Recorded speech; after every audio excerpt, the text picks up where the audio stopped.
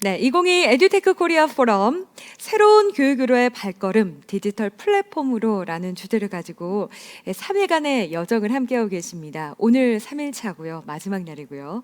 그리고 어느덧 마지막 세션을 소개할 시간이 되었습니다. C3 2023 글로벌 에듀테크 트렌드 새로운 교육의 모든 시도 DX로부터 이제 시작하겠습니다. 디지털 전환이 우리의 일상 속으로 깊숙이 들어오면서 짧은 시간에 교육 현장에 많은 것들을 변화시켰습니다.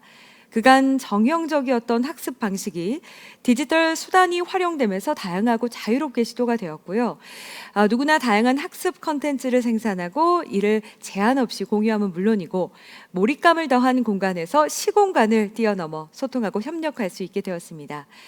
올해 에듀테크 코리아 포럼의 마지막 시간에서는 디지털 전환으로 인한 교육의 최신 트렌드를 소개하고 다가오는 2023년 우리가 기대하는 새로운 교육의 모습을 미리 보는 시간을 갖도록 하겠습니다. 이번 세션의 연사분들을 여러분께 소개합니다. 아마도 더욱더 특별히 많이 기대하고 계시지 않을까 생각을 합니다. 첫 번째 발표로는 교육 플랫폼 카우트에서 교육학 디렉터로 계시는 루이자 로젠핵 연사님께서 지금 줌을 통해서 함께 해주고 계십니다. 고맙습니다. 그리고 두 번째로는 휴넷 에듀테크 연구소 홍정민 소장님께서 스튜디오에 나와 계시는데요. 반갑습니다. 이 분야 최고의 전문가가 아닐까 싶은데요.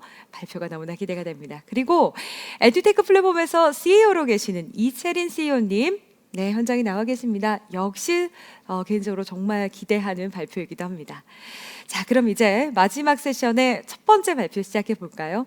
앞서 소개해드렸던 교육 플랫폼 카우트의 루이자 로젠핵 연사님, 오늘 학습을 위한 디지털 놀이라는 주제로 즐거운 학습을 위한 툴과 가이드를 공유해 주시겠습니다. 그리고 또 놀이와 창의성, 상호작용 설계를 통한 사회적 학습이 내재된 교육 기술 도구의 몇 가지 예시에 대한 말씀 공유를 해주실 예정입니다. 루이자 로젠핵 디렉터님께서는요, 교육기술 부문의 선구적 사상가로 놀이 기반 학습과 즐거운 교육학에 대한 열정이 넘치시는 분이신데요. 공감 게임이죠. 이 공감 게임의 공저자이기도 하시고요. 하버드 교육대학원에서 교육기술설계대학원 과정을 가르치는 강사로도 활동하고 계십니다. 지난 10여 년 이상 MIT에서 디지털 놀이와 창의적 학습에 관한 연구를 진행하셨고 현재는 카우트 그룹의 교육학 디렉터로 근무하고 계십니다. 아마 이 카우트, 이 에듀테크 플랫폼 현장에서 많이 사용하시고 있기 때문에 이 발표 많이 기대하시고 있을 것 같습니다. 자, 그럼 루이자 로젠핵 연사님의 발표 지금부터 시작하겠습니다.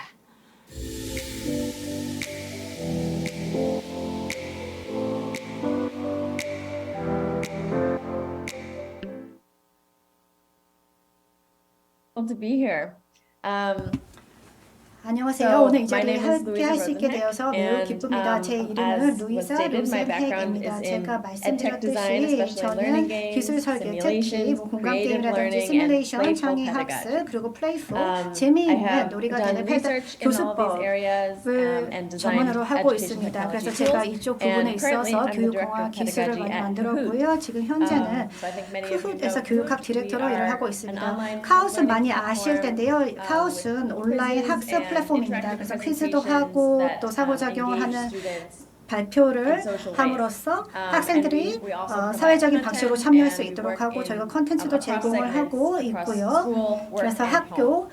학교에서도 또 So, 가정에서도 also, a 이러한 note is that 도구들을 활용할 수 있게끔 하고 actually recently 있습니다. launched in Korea, 카훗은 so Kahoot is 최근에 now available, 한국에 출시가 되었습니다. 그래서 entirely 이제 in Korean. 카훗은 And through a 한국어로도 partnership with 제공이 되고 Plassum, 있습니다. 그리고 Kahoot is being 플라썸과 함께 distributed 협업을 to 해서 지금 Plassum, 저희가 이 lots of 카훗을 users across Korea. 많은 So 그 한국의 it's 사용자들에게 wonderful 제공을 information. 하고 있습니다. 그래서 이 What 자리에서 I'm 발표할 gonna 수 tell you 있게 about 되어서 today 정말 뜻깊게 is 생각합니다. digital 저는 play. 오늘 여러분들께 And 디지털 I think a lot of us have been 플레이라는 hearing 것을 a 주제로 lot more 발표를 about 하고 play 싶습니다. recently. 지금 So today 최근에 we're going 플레이에 to take a 대해서 look at 말씀을 what this trend 많이 looks like, 하고 계실 why 텐데요. we 그럼 should 여기에 care 있어서 about 트렌드가 it, 무엇이고 and how 왜 you can 저희가 take 이거에 advantage 대해서 of it, 관심을 가질 for 필요가 your 있는지, learners, 그래서 whether you're 여러분들이 designing and developing 학습자에서 tools or 이것을 어떻게 implementing 이점을 활용할 수 tools in the 있는지, classroom. 그래서 툴을 설계를 하거나 실행을 하실 때 어떻게 참고하실 수 있는지에 So, 대해서 말씀을 드리겠습니다.